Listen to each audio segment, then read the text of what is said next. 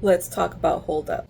This is probably one of my favorite songs by Beyonce. We need to talk about this song, the messaging in it, the imagery of it. It is incredibly eye-opening, and I know a lot of you have already obviously clocked what is happening in the song, but I'm making these videos for the people who haven't quite seen it yet. The scene starts with Beyonce reading poetry, and she's underwater, and I think that that's pretty self-explanatory. She feels like she's holding her breath. She feels like she's underwater. This is her transition from realizing what's happening in her life. So after that, the doors open to the building that she's in, and all of this water comes flowing out, and the music starts to kick off, and it's just like, it's a little bit percussive at the beginning, and then there's a horn. A horn is usually an alert. Everybody needs to pay attention to what's about to happen here. One other thing that I will say about all of Beyonce's music is that the tone that she sets in her music, if it is something that is like to dance to, then that's something that she is telling you that you need to take action. If it's something that is more a contemplative tone, then it's something that she needs you to do up here. We need to talk about the dress for a minute.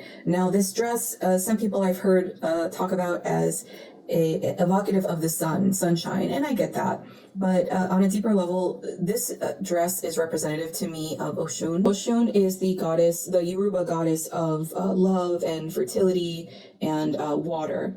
This dress is a representation of Beyonce embodying her goddess as a way to get in touch with her spirituality. Oshun is known for her duality. She is a very nurturing goddess, but if she feels disrespected, then she can become quite wrathful. So when she's smiling as she is bashing things up, this is the embodiment of Oshun's energy. She is very joyful when meting out her punishment. She's walking through the streets, and it is very clear to me that this is a place in a parish in Louisiana. And I'm going to throw up some pictures so that you can see what I mean.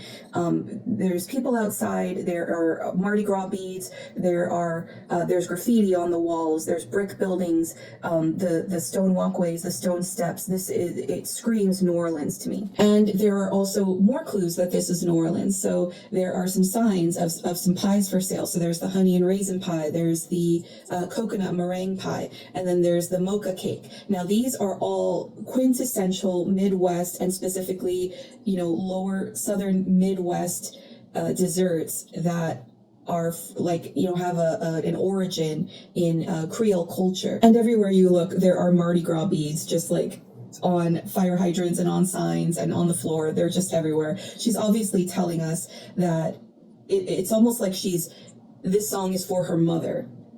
This is for Tina. She's saying, hey, this goes way back. This isn't an issue that just started with my generation. This is a generation, we have to go back.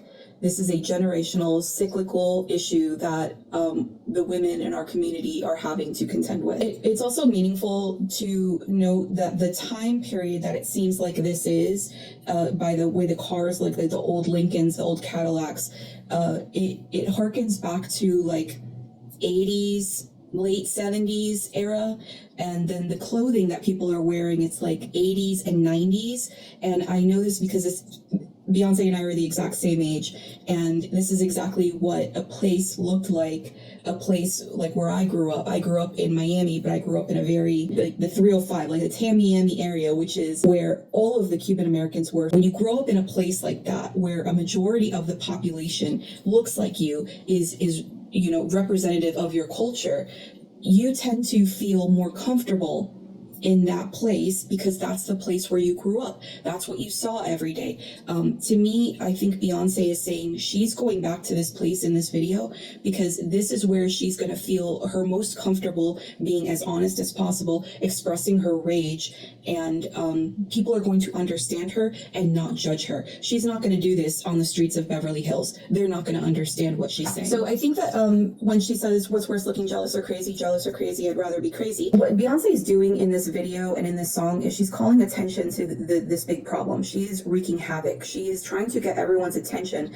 especially in the video. There's explosions. She's beating up cars. She's, hitting cameras, and she's not hurting anyone else. And she's doing so with a smile on her face. She's just saying, hey. It's also interesting to note that the way the public sees her while she is kind of committing this chaos, she's destroying everything, and they're smiling and she's smiling, but no one is intervening.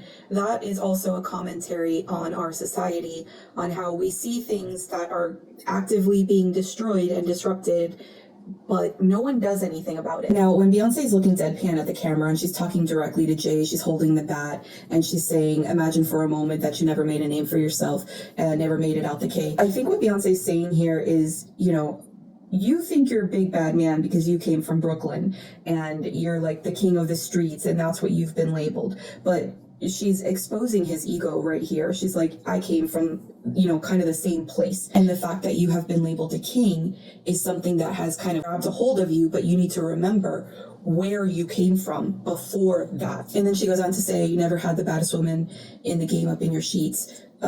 She's saying, I'm lending you credence. I'm lending this idea that you are a king. You are a king because you have a queen beside you. Beyonce's calling attention to this in this video by saying, hold up, they don't love you like I love you. This is Black women saying, they don't love you like I love you. They don't know you like I know you. They're never going to support you the way I support you. They're never going to understand your trauma the way I understand your trauma.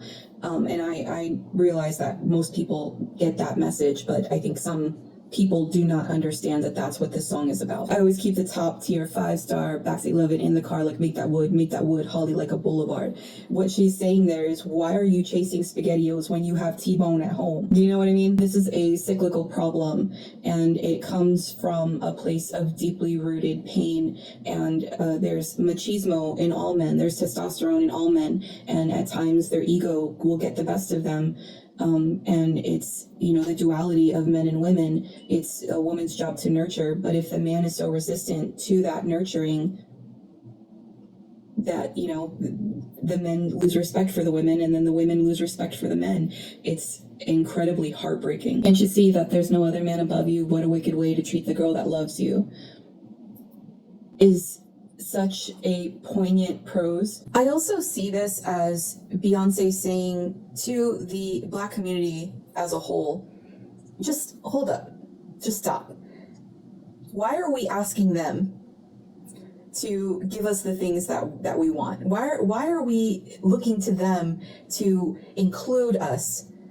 No one's going to love us the way we love each other. No one's going to support us the way we support each other. It's not just about the men and the women. It's about the community as a whole. And that's what you're seeing. Well, the reason it applies today is you're seeing this, the 92% who are standing strong together and unifying, supporting one another, teaching one another, holding each other through, and not paying any more mind to this other side who's like, still trying to pine for something that was an illusion to begin with. So then Beyonce is looking straight ahead. It's kind of like a side profile. She is fixed on a very singular focus. Her eyes are telling us a story of just utter madness. She is fully engrossed in her rage at this point, but in that rage there is a focus. She sees the problem. She understands what she has to do, and she is ready for battle. So about halfway through the video, Beyonce knocks a surveillance camera with the bat. She bashes it. When she does this, the view of the camera is in black and white. And you'll notice this theme throughout the videos, the imagery in this album. I think that when Beyonce is doing this black and white, she literally means it is a black and white issue. It's not up for interpretation. It also it's a double entendre because it's also a black and white issue. Like, this is, not your issue, this is our issue. So at the end of the music video, she approaches in slow motion the camera who is recording the video, and she very slowly winds up and bashes that camera, and the camera falls over. As she bashes the camera, it goes black and white. To me, this is Beyonce giving a very clear message that this doesn't concern you. This is for us to handle. Your eyes don't need to be on this right now. We need to handle the business at home. So that was my analysis of the video and song Hold Up by Beyonce from the Lemonade album. I think I've said everything I need to say. It's one of my favorite songs. It has a great beat. It forces you to move. It forces you to get up and take some action. And I'm very grateful for the lesson that Beyonce taught me in this song. It speaks volumes. I'll see you in the next one.